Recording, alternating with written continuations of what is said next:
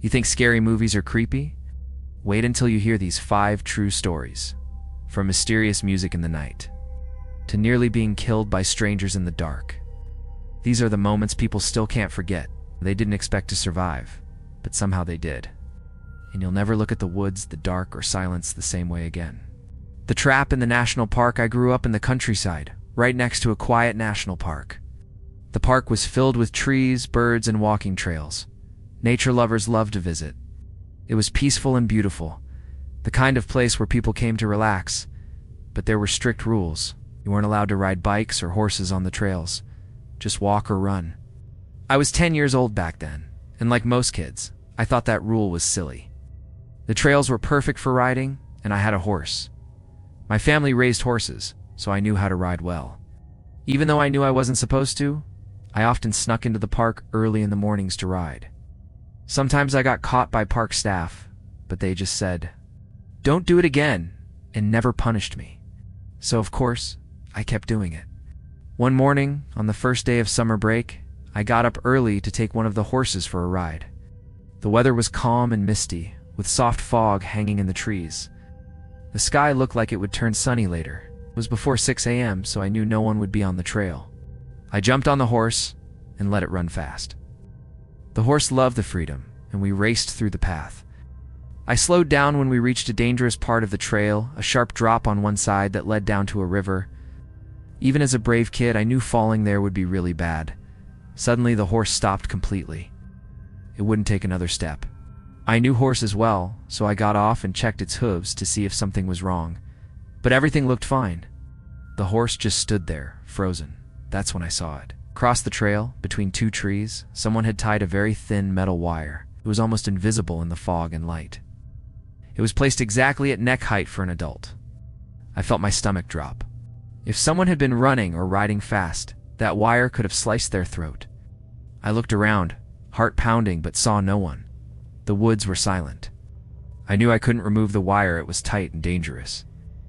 So I led the horse around it, walking off the path and into the trees to get back on the trail. Then I heard something. Singing. At first I thought it was just a bird or my imagination, but the sound was real. A strange voice was softly singing a tune I recognized. It was the melody of a children's song called Hey Tuba, but the words were different, dark and creepy. I only remember a part of it. In English it would be something like, "Hey all you runners, come here passing, let the lifeblood pour out." That was enough to terrify me. I held my breath and carefully walked the horse backward. Then I climbed back on and rode away as fast as I could, trying not to panic. I had to tell someone. But I also didn't want to get in trouble for riding in the park again. At home, I told my older brother everything. He didn't laugh or scold me. He believed me and went back to the park with me.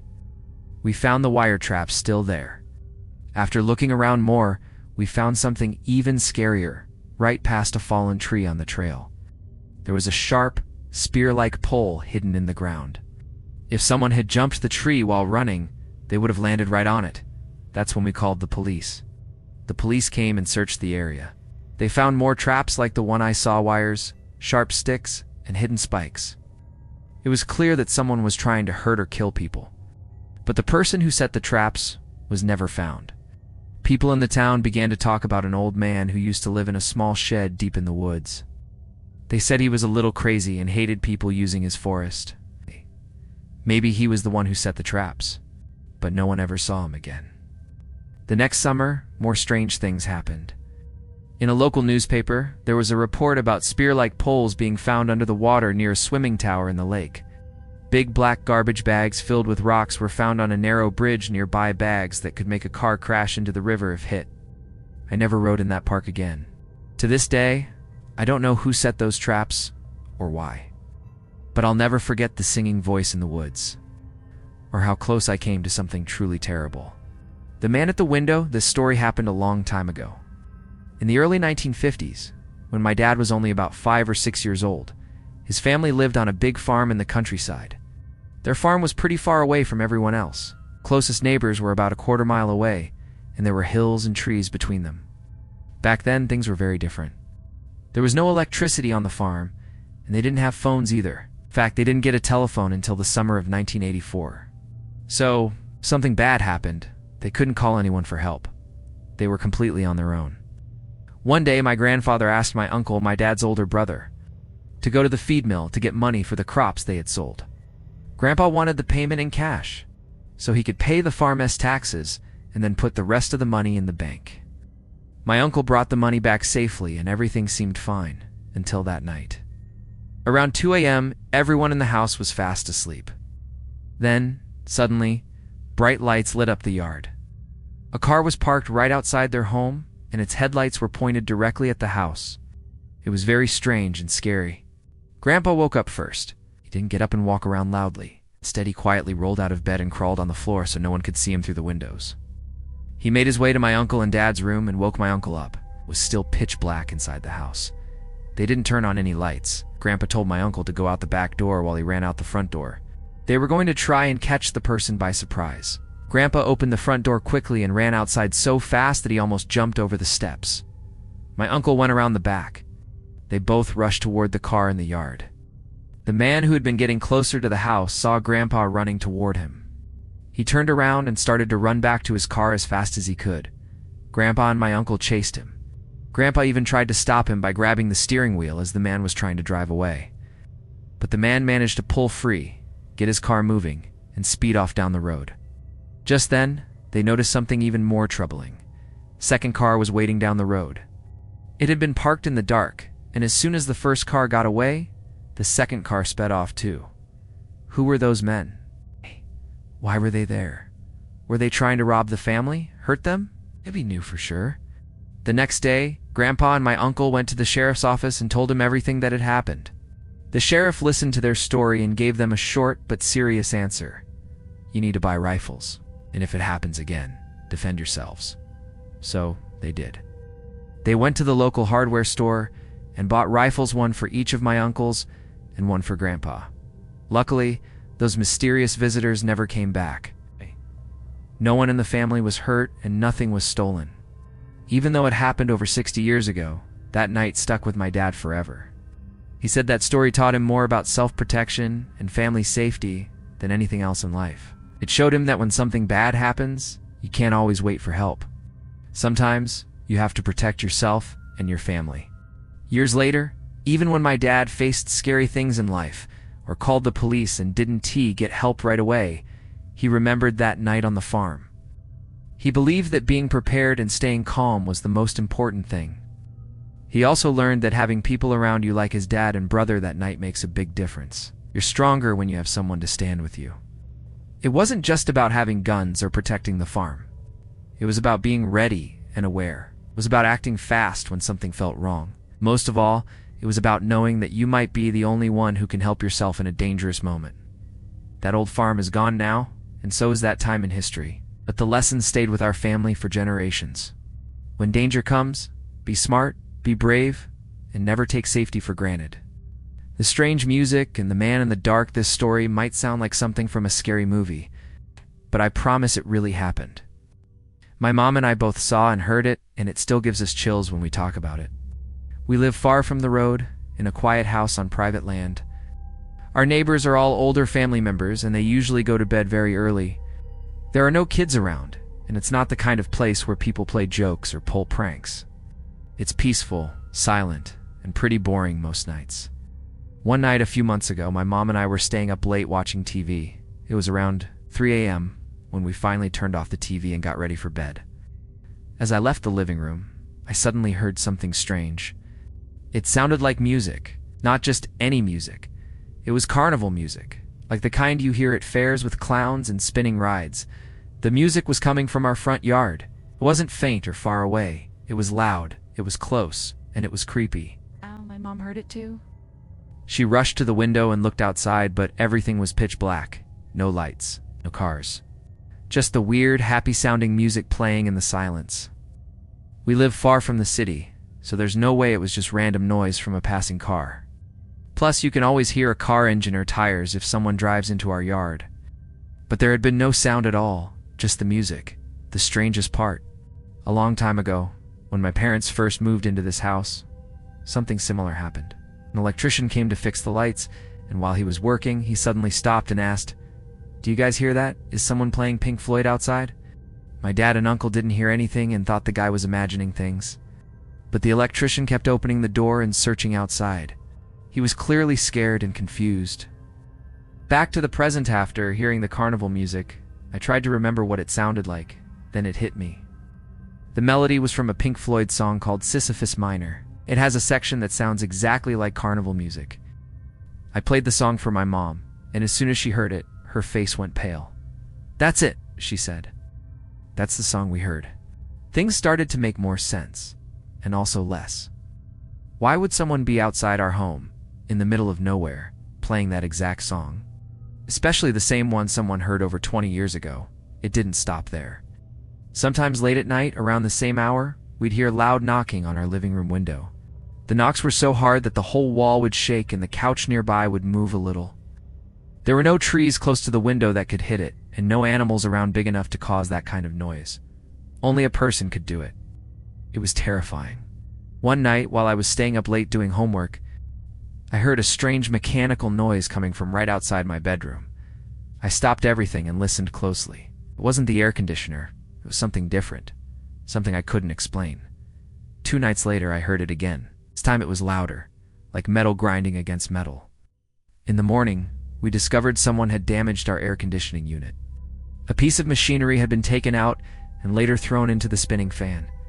It broke the blades and messed up the whole system.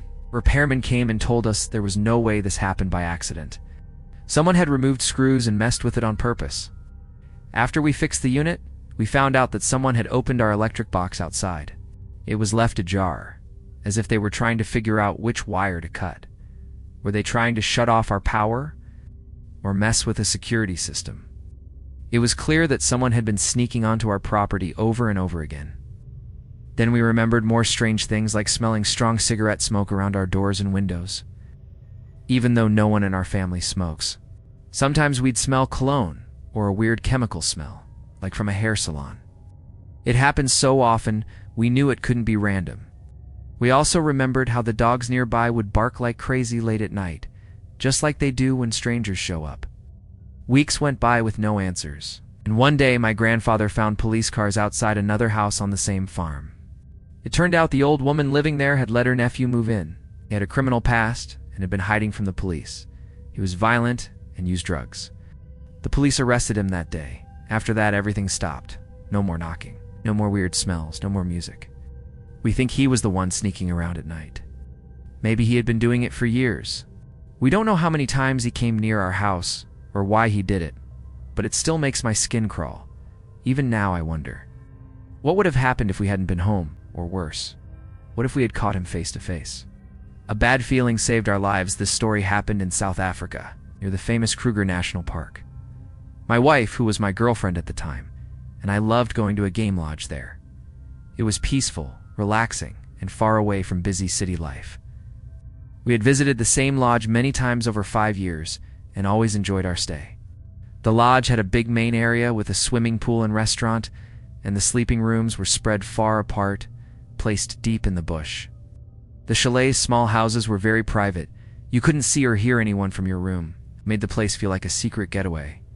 But one weekend, something felt different. We arrived at the lodge for a weekend stay. On Friday night, only 2 of the 25 rooms were booked. On Saturday night, we were the only people staying there. That made me a little uneasy. It was very quiet. Too quiet. That Saturday morning, the manager of the lodge came by to say he was leaving for the weekend. He told us if we needed anything, we could help ourselves from the restaurant fridge and just write down what we took. He'd settle the bill later. It seemed simple enough, but I couldn't shake a strange feeling in my gut. After the manager left, my wife and I went to visit the Kruger Park for the day. We returned around 3:00 p.m. As soon as I stepped out of the car, I got goosebumps. Not because it was cold. It was over 100 degrees Fahrenheit, about 35 degrees Celsius. It was hot, but something just didn't feel right. We parked about 150 meters from our chalet and started walking along the trail. As we got closer to our room, I noticed something very odd. Giant shoe prints in the sand. Here's the scary part. They weren't our footprints. The shoe prints were bigger than mine, and they were on top of the prints we made earlier that morning. Someone had been at our chalet while we were gone. I followed the footprints, It led up to the chalet door, and then turned around and walked away. We went inside. Everything seemed okay. Nothing looked out of place, but my heart kept pounding. I tried to act normal. We went swimming and took a little drive around the property. Still, the strange feeling stayed with us. Around 5:30 p.m., we started making a fire to cook dinner. We didn't talk much. It was like both of us were thinking the same thing, but didn't want to say it out loud. At 8 p.m., we sat down to eat. That's when I looked at my girlfriend and saw it in her face. She looked scared. I asked, "What's wrong?" She said, "I don't feel good about this. We need to leave now." I immediately answered, "I feel the same. Let's go. Right now." Without finishing our food, we threw everything into a cooler, grabbed our bags, and ran to the car. We sped down the gravel road toward the exit. As we reached the gate, we dropped the keys into the return box and drove away as fast as we could. As we drove home in the dark, the horrible feelings slowly faded. We made it home safe that night and tried to move on. But the next day, around 4 p.m., I got a phone call from the lodge's number. It was the manager. He was panicking. "Are you okay?" he asked quickly. "Yes. Why?" I replied. That's when he told me what happened. The lodge had been broken into the night before. Saturday night, just after we left, a group of 5 men came onto the property. They were armed. Some had machetes, one had a gun, destroyed everything they couldn't steal. But here's the terrifying part. They also ripped apart a single chalet. Ours, the one we had just left. The security cameras near the main area showed that the intruders showed up around 8:30 p.m., just 10 minutes after we left the farm's gate. They were watching us, waiting if we had stayed just a little longer. If we had finished our dinner or gone to bed early instead of listening to our gut, we might not be alive today. There were no other people around, no security, and barely any cell phone signal. If we had needed help, there would have been no one to save us. After that day, we made a promise. Always trust your instincts. If something feels wrong, don't ignore it. Say it out loud. Act on it. Don't worry about ruining the mood or cutting a trip short. Your gut is trying to keep you safe. That weekend changed how we saw the world. We stopped visiting lonely lodges. We became more cautious. We learned that sometimes your body knows something is wrong even before your brain does. And that one simple decision to leave without waiting probably saved our lives. Trapped at the Devil's Tree, my boyfriend at the time, Johnny, and I loved going on long drives. We'd play music, talk, and smoke weed while exploring strange and creepy places from a website called Weird New Jersey. It had a list of haunted or mysterious locations, and we were always excited to check them out. One night, Johnny suggested we go see a place called the Devil's Tree. It was about an hour and a half away from where we lived, in a small, quiet town.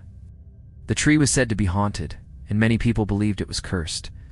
It sounded spooky, but we were up for the adventure. We packed our things and started the drive. The road was empty, the sky was foggy, and it was almost midnight when we arrived. The town felt like it was frozen in time. There were barely any lights, and everything looked old and worn down. I had a weird feeling already, but I stayed quiet. When we got to the tree, we stepped out of the car and looked at it. It was huge, creepy, and had old ropes hanging from some of its branches. The silence around us was thick. You could hear your own heartbeat. I was starting to feel nervous. We read about the scary stories tied to the tree, and they weren't comforting. Johnny, on the other hand, didn't seem worried. He came from a rich family and didn't really take things seriously. I grew up differently. Life had taught me to always be careful and trust my instincts. After staring at the tree for a while, we decided to park somewhere nearby to roll a joint and relax. We found a dirt road off to the side and pulled over. I made sure to lock all the doors just in case. It was pitch dark, and we were completely alone. As I started to roll the joint, we suddenly heard a noise. Someone was trying to open Johnny's door, and came loud banging on the window. I froze. My heart dropped into my stomach. "Turn on the light," I yelled at Johnny. He turned it on and cracked his window just a little to see who was out there. A huge man, over 6 feet tall, wearing lumberjack clothes, was standing next to the car. His face was serious, and his voice was loud and angry. "What are you doing here?" he shouted. "Are you going to bang her? You thought you'd mess around on my property?" Johnny tried to stay calm. He smiled and said, "Sorry, man. We didn't know this was your land. We were just visiting the Devil's Tree and stopped to set the GPS." The man leaned closer and stared at me. "You realize your boyfriend is digging your grave," he said with a scary look. I kept apologizing, trying to stay polite and calm.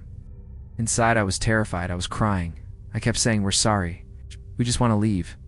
Then, 2 pickup trucks pulled up. One had 4 more men in the back. They looked just like the first man big, dressed like hunters or loggers. One of them shouted, "Do we have a problem here?" "They were going to have sex on my land," the first man said loudly.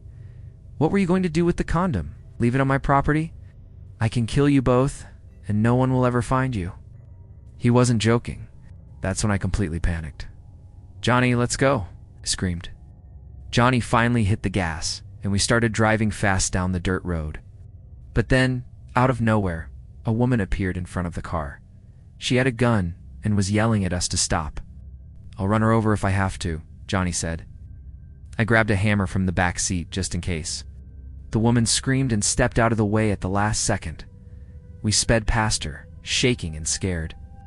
Behind us, we saw headlights. The trucks were following us. Johnny ignored the GPS and took a sharp turn down another road.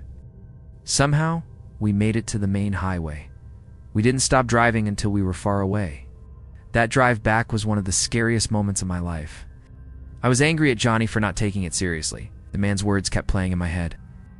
The way he looked at me made me feel like we were lucky to get away. We never went back to the Devil's Tree or any haunted place after that. Some people say haunted places are scary because of ghosts or spirits. But that night it wasn't ghosts that scared us. It was real people with bad intentions. And if we hadn't left when we did, who knows what would have happened.